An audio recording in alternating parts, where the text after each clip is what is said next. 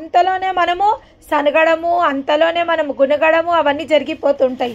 ఆ విధంగా ఇక్కడ హబక్కు భక్తుడు ఎంతో గొప్పగా చెప్తుండే ఏమని, ఏది నా జీవితంలో ఉన్నా, ఏది నా జీవితంలో లేకపోయినా నేను దేవుని యందు ఆనందిస్తా, ఆయన నా బలము. ఈరోజు దేవదేవుడు మనకి ఇచ్చిన వాగ్దానం ఏంటంటే హబక్కు గ్రంథం 3వ అధ్యాయం 2వ వచనంలో దేవుడు ఈ విధంగా మనకు ఈరోజు వాగ్దానం ఇస్తుండు. యెహోవా సంవత్సరములు జరిగించుచుండగా నీ కార్యములను నూతనపరచును. చూడండి, దేవునికి మహిమ కలుగును గాక. ఎప్పుడు ఆయన మన కార్యములని నూతనపరుస్తాడంట? సంవత్సరములు జరుగుతుండగా.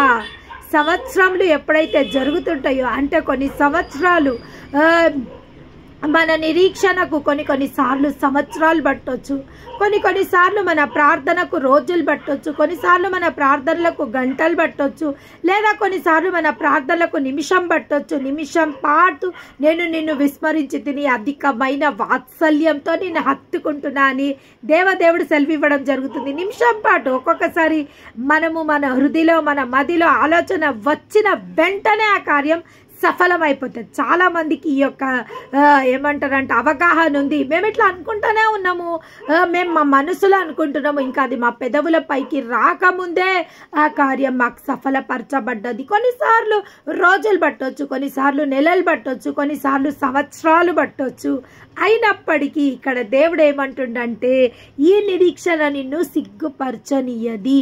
ఎందుకు ఈ నిరీక్షణ మనల్ని సిగ్గుపరచనీయది అంటే యెహోవా సంవత్సరములు జరిగించుచుండగా నీ కార్యములని నూతనపరచుము. సంవత్సరంలో అవుతున్నా కొద్దీ ఒక నూతన కార్యంని దేవదేవుడు మన కోసం సిద్ధపరుస్తుండు. అవును, ఒక నూతన కార్యాన్ని మనం చూడాలా. మన జీవితాలలో ఒక అద్భుత కార్యంని, ఒక ఆశ్చర్య కార్యాన్ని, ఒక సూచన క్రియని, ఒక మహత్ కార్యాన్ని, ఒక విలువైనది మన జీవితంలోకి మనము చూడాలంటే కొన్నిసార్లు సంవత్సరాలు పట్టొచ్చు. ఆ యొక్క సంవత్సరాలలో ఈ మహాభక్తుడు ఏందంటుండంటే నేనైతే నా దేవుని యందు నేను ఆనందిస్తున్నా, ఎందుకంటే నా దేవుడు నా బలమై ఉన్నాడు.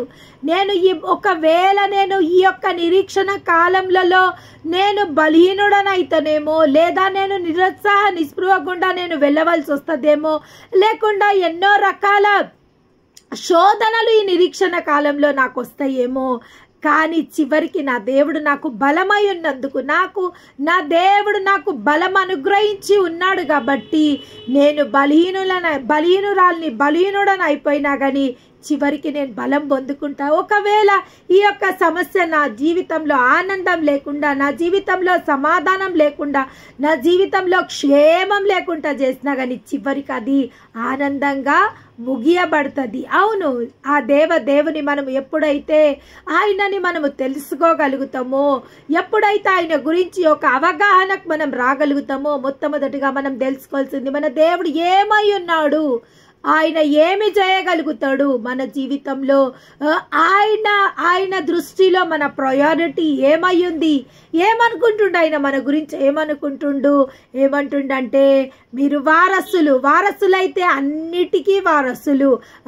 దేవుని దృష్టిలో మనం ఆయనకు వారసులమై ఉన్నాము, ఆయనకు మనము పిల్లలమై ఉన్నాము. ఇంకా ఆయన మనకు జ్యేష్ఠుడు కాబట్టి ఆయనకు మనము సహోదరులమై ఉన్నాము.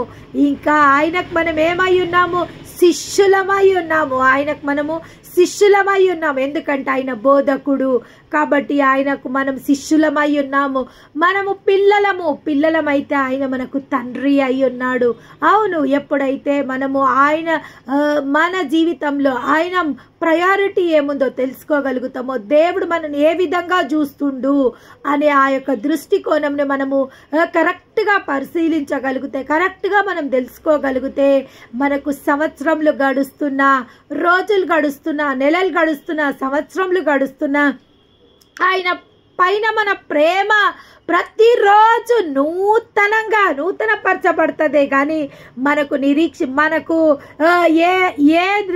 ఏ రకమైన మనకు టెన్షన్ కానీ, ఏ రకమైన